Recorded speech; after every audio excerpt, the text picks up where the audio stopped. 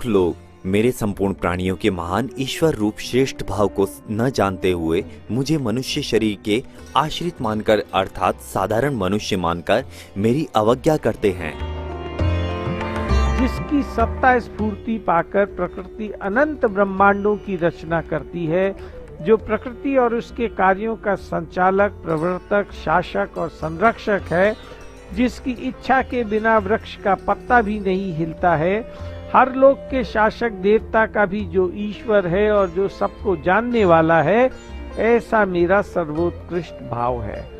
वो किसी भी विकार से आबद्ध नहीं है, जो शर से अतीत और अक्षर से उत्तम है और वेदों में पुरुषोत्तम नाम से प्रसिद्ध है।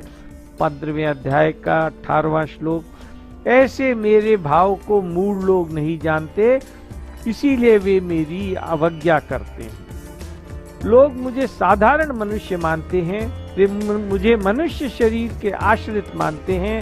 कृष्ण शरीर के आश्रित कभी नहीं होते। शरीर के आश्रित तो वे ही होते हैं जिन्हें पूर्व कर्मों के फलस्वरूप शरीर मिला हुआ होता है, पर कृष्ण तो अपनी इच्छा से प्रकट होते हैं, ना कि कर्मों के आधार पर। इसलिए ना तो उनको कर्म बंधन होता है और ना वे शरीर के आश्रित होते हैं, प्रत्युत शरीर उनके आश्रित होता है। वे प्रकृति को अधिकृत करके प्रकट होते हैं। कुछ लोग कृष्ण को एक महान योगी मानते हैं, ईश्वर नहीं।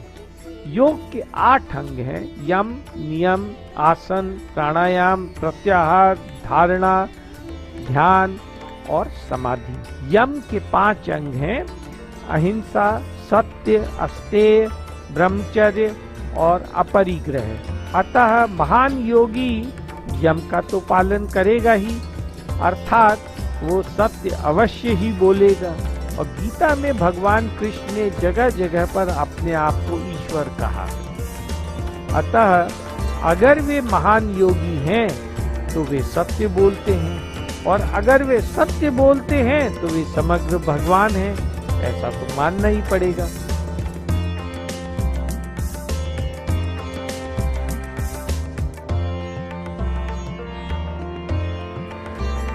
जो आसुरी, राक्षसी, मोहिनी प्रकृति का ही आश्रय लेते हैं, ऐसे अविवेकी मनुष्यों की सब आशाएं व्यर्थ होती है, सब शुभ कर्म व्यर्थ होते हैं और सब ज्ञान व्यर्थ होते हैं। अर्थात उनकी आशाएं, कर्म और ज्ञान समझ सत्फल देने वाले नहीं होते।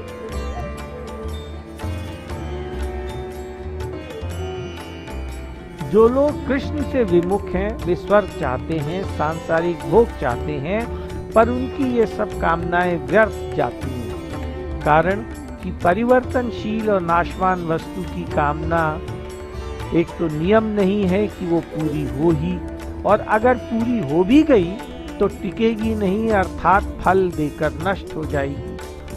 कृष्ण से विमुख हुए मनुष्य शास्त्र विहित कितने भी कर्म करें, सब व्यर्थ हो जाएंगे। कारण कि सकाम भाव से यज्ञ दान तब भी करेंगे तो वे आदि अंत वाले होंगे और उनका फल भी नाशवान होगा। उन कर्मों के फलस्वरूप वे ऊंचे ऊंचे लोकों में चल तो जा सकते हैं, परंतु वहां जाकर भी उन्हें लौटकर मृत्यु लोक में तो आना ही पड़ेगा। इसलिए उन्होंने उन कर्मों को करके अपना समय ही बर्बाद किया है और उन्हें मिला कुछ नहीं। परंतु जो कर्म कृष्ण के लिए, कृष्ण की प्रसन्नता के लिए किए जाते हैं और जो कर्म कृष्ण को अर्पण किए जाते हैं, वे कर्म नाशवान फल नहीं देते, प्रत्युत सत्फल ही देते।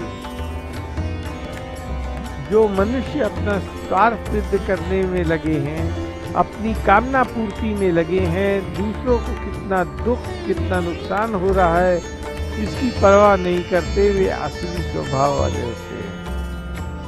जिनके स्वार्थ या कामना पूर्ति में बाधा आने से उन्हें गुस्सा आ जाता है और वे दूसरों का नुकसान कर देते हैं, वे राक्षसी स्वभाव वाले होते हैं।